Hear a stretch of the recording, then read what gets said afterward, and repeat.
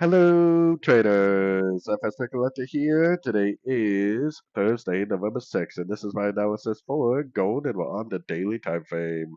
So on gold, I've been saying for about a week or so, but I think that the next move needs to be a pullback to this move down. I still think this is an A or maybe a 1.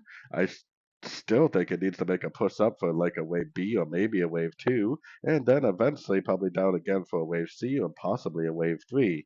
Luckily, a wave B and a wave 2 is traded exactly the same, so it doesn't really matter either scenario. Going down to the 1 hour time frame, if you've been watching my videos, then you're probably already potentially long, because for the past few days I've been saying this looks like a possible A, this looks like it could be forming like a running wave B, and it looks like we could possibly be going up now for a wave C.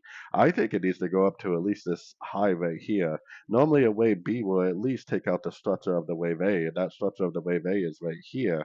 So that's why I would target at least these highs right here for potentially the end of this move up. Like I said, this may be a wave B, it may be a wave 2, and honestly, it doesn't matter at this point in the pattern because wave Bs and wave 2s are traded exactly the same, which is looking for longs on these sort of time frames.